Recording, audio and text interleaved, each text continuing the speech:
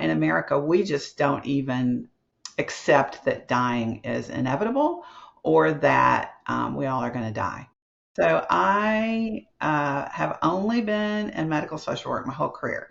My first internship in undergrad was in a hospital, and I loved it so much I decided I never wanted to work anywhere else. Most people are very uncomfortable with it because they're uncomfortable about their own mortality, I think. Also, I feel like physicians get next to no training about how to communicate about end of life and death and dying. Their focus, as it should be, is on reversible illness and reversing that illness. But I think also in our culture, in America, we just don't even accept that dying is inevitable or that we all are going to die. It's something we kick the can down the road as long as we can. And we don't want to talk about it because if we talk about it, there's this superstition that will make it happen. I'm very excited to hear more what you're going to share because I'm thinking, oh my gosh, my mother's kind of been telling me what my parents have been doing, and I know we've got quite a few things that we have not even thought of yet. So a lot of people, when they have a child, that's when they start thinking, ooh, I've got to prepare for what would happen if this child didn't have me around. My family has a weird relationship with talking about death. It's also funny that Kayla and I think, are really opposite in that because my mom worked in geriatric care, was around death, and obviously I work in healthcare, so you're just around it in that setting and you're around people who are dying and decaying every day. I mean, we all are, but it's a little bit more in your face. And obviously Jason works in healthcare and sees death a lot more frequently. And then I interned with hospice a little bit. So it's funny, even the contrast between Kayla and I. Yeah. And I'm glad, Kayla, that you're here doing this with us because, like I said, my family's irreverence with death is so offensive. Me and my husband are definitely more on the superstitious side, which we need to just get over that and kind of like address it head on. So advance directives is the global term for those documents we would do that would talk about our wishes if we were in like either a serious illness, a terminal illness, vegetative state, something like that. The reason we call it that, we do it in advance of needing it. I know you have examples, but let's kind of build out for people why it's important to have those and maybe some of the times where you've seen how things can get way more complicated than they maybe would have if those things had been in place. Right. The thing about these documents is they give you a voice. The thing that I've seen is one of the worst situations is parents or siblings having to make really, really hard decisions about somebody they love in an ICU, and they have no idea what their wishes would be in that situation. Conversations less threatening. There's a really good website called the Conversation Project. What I usually tell people is it's really important to appoint just one as the primary decision maker. That doesn't mean that all those kids can't sit down together and make that decision together. It's just you need to have one person, because if you put 5 people down and the hospital can't get in touch with all 5, you got a mess. And the first thing to think about and remember is for people who have advanced directives such as living wills, these are only considered when we're at a place that the health condition is really no longer reversible. Given this situation that doesn't look like it's going to be reversible, what in this situation would the patient want? Because most likely the patient can't talk to us anymore. So that's where those conversations are so important, those kitchen table conversations, because the time to have these conversations is really not ideal in a crisis. The thing that's hard is that doctors have a certain kind of speak. Nurses have a certain kind of speak. Social workers like me have a certain kind of speak.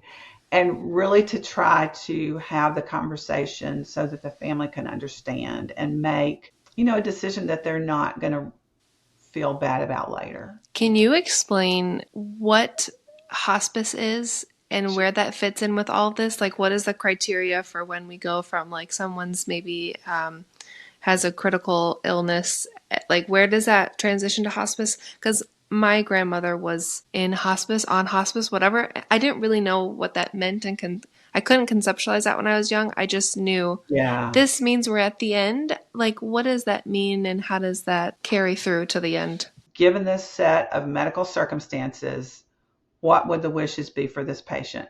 To continue with trying to reverse the illness, or to allow for comfort and peaceful death? So hospice is kind of defined by insurance, which kind of is weird, but a lot of our healthcare is defined by insurance.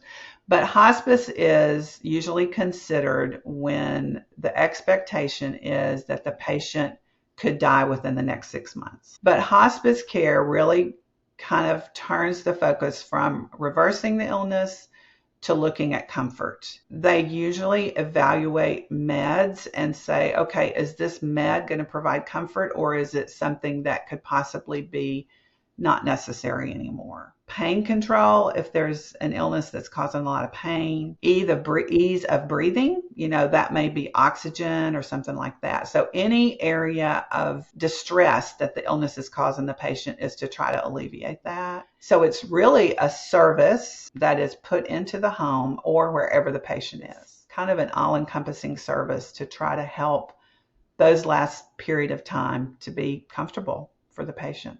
And the family too. That's a pretty common experience for families. A lot of times, hospice is brought in within the last week or even 2 of somebody's life. Gotcha.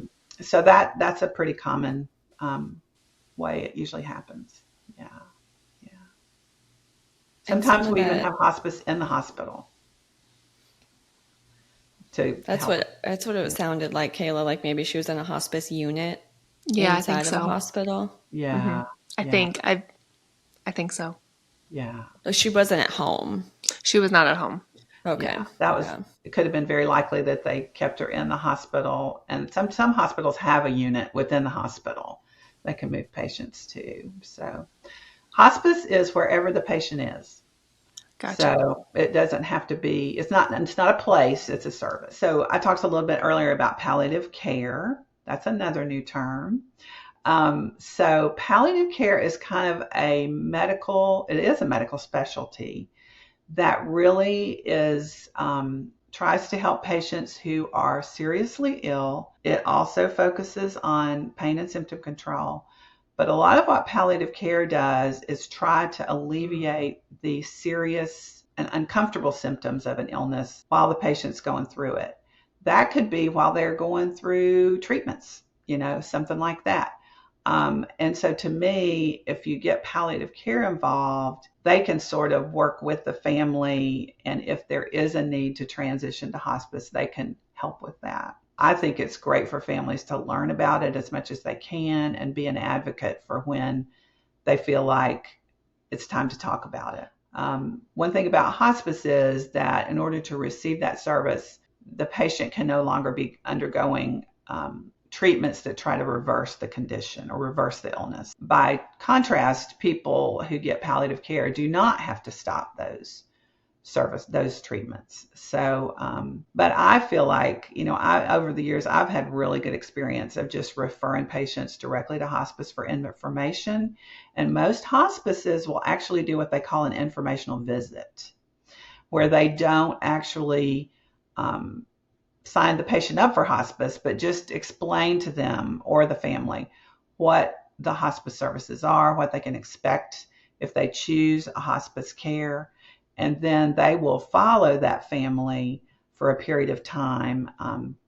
It could be weeks, months, just intermittently supporting them. Looking at some of those decisions, what do you find are some of the most common misconceptions? That just as we're superstitious in America about death, I think most people feel that we have more control than we actually do. Illness can be a freight train that is going down the tracks no matter what we do. And there can be a place that we reach in a person's illness or their body is just breaking down, that no matter what our healthcare team, what treatments, what technology we throw at it, that the person is going to die. And I think that's one big thing to me is that people feel like, we've always got another treatment, we've always got another something we can do. And that you do get to that point, unfortunately, that our toolbox is empty. But we do reach a point that is no longer going to help that patient. And it's time to look at, okay, we can't do anything to make this change. So what now do we do to make life as comfortable for the patient as we can? I've seen a lot of suffering in my career, a lot of suffering. And that pains me more than anything. And I think families sometimes don't realize that their loved one might be suffering. But there's that thought process of, I'm not ready to let them go. I can't imagine life without them. All that is valid. Part of that is just people not understanding the limits of medicine and medical treatment, what their loved one want to do. We sometimes have this sort of empty chair discussion of, if your loved one were sitting here fully aware, fully healthy, looking at what they were facing in that hospital bed, what would they tell us to do? It's just agonizing for people to have to make those kind of decisions, which is another reason for discussions and advanced directive. Very important stuff. But yes, my friend Elizabeth Turnage and I have been teaching an online class for about 2 years. And it is a faith-based class. And we kind of have focused on end of life preparing. So what the name of we've actually started a new network, which is kind of an online community, and it is called Numbering Your Days Network. And it's free to join. People are welcome to join. We've probably got about 70 members now in 2 weeks. So we're very excited about that.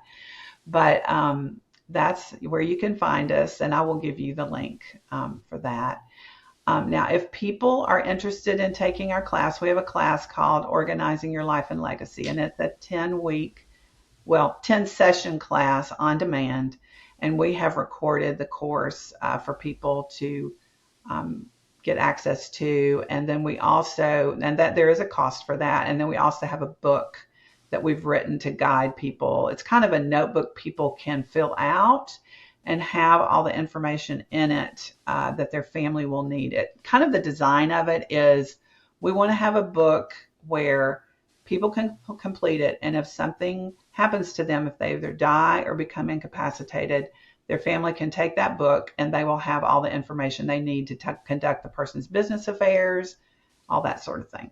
Also, the advanced directives are in it as well. And then I have started a consulting business because I have realized over the years people want to talk one-on-one about some of these decisions and advanced directives, end of life. So I've started a consulting business, and it is called Comfort Always Consulting. And you can find me at kellymarkham.com. So we plan for the worst and hope for the best.